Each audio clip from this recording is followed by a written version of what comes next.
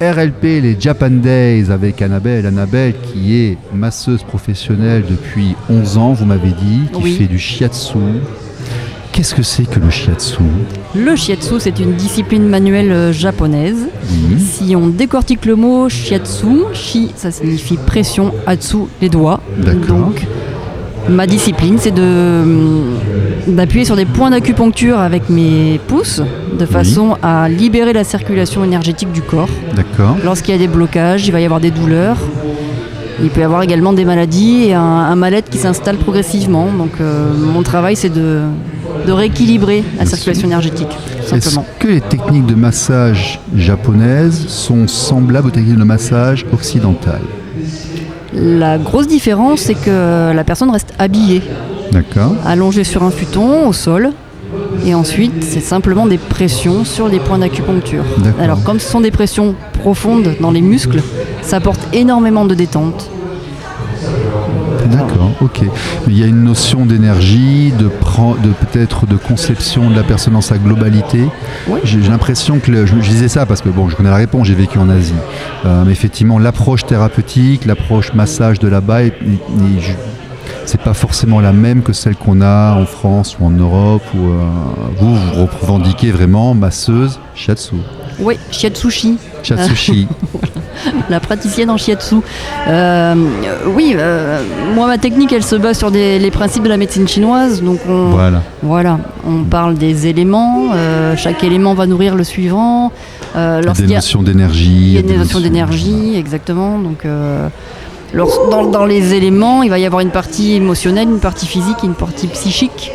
Donc même si on touche le corps, on peut avoir également un impact sur les émotions et inversement. On ne vient pas vous voir simplement pour un mal de dos, alors je suppose. On peut, mais on peut repartir avec, en étant beaucoup mieux émotionnellement aussi. D'accord. Ouais. Est-ce que justement la patientèle qui vient vous voir a déjà franchi un pas au niveau justement de tout ce qui peut accompagner l'idée que c'est un massage qui va être japonais plus que bon voilà je parle du mal de dos, je vais chez quelqu'un qui va me masser et puis voilà l'ostéo voilà exactement la chose que je recherche en allant voir l'ostéo, c'est que j'ai plus mal au dos. Est-ce que par contre quand on vient vous voir, il y a autre chose que simplement dire bon mais j'aimerais qu'on me règle mon problème de mal de dos? Oui, il y a des personnes qui viennent parce qu'elles ont vraiment un mal-être et qu'elles recherchent quelque chose de plus qu'un soulagement au niveau physique. D'accord. Le shiatsu, c'est avant tout préventif, mais aussi on peut avoir un impact.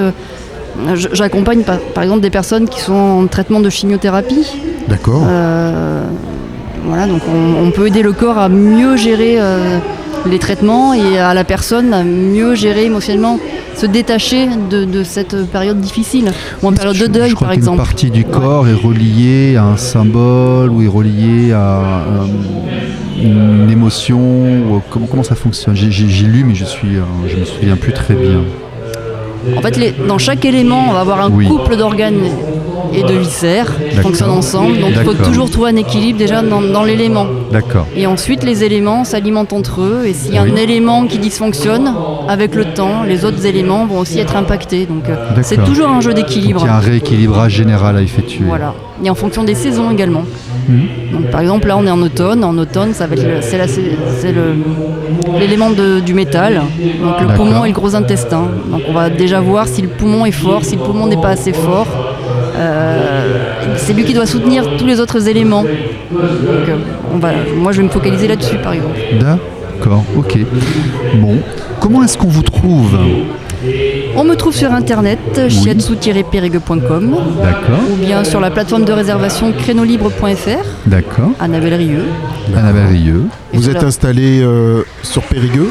Sur la commune de Sanilhac, au Sébrade, donc proche du secteur de Saint-Georges. Et vous êtes installé depuis très longtemps ? Ça fait 11 ans que je pratique. Ok. Et à Sanilhac depuis 3 ans. D'accord. Et par rapport justement à ces autres métiers qu'on a pu citer tout à l'heure, comment le massage japonais est reconnu en France ? Votre pratique est reconnue en France ? Ma pratique, oui, elle est reconnue en France. Moi, j'ai le titre de spécialiste en shiatsu qui est reconnu par le ministère du Travail. D'accord. On a un niveau bac+2. Certaines mutuelles prennent en charge les séances.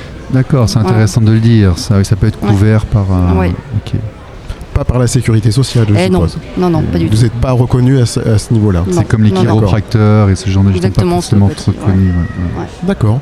Très bien. Très bien. Merci. Merci à vous. beaucoup. Au revoir. Au revoir. Au revoir. RLP. Radio libre en Périgord.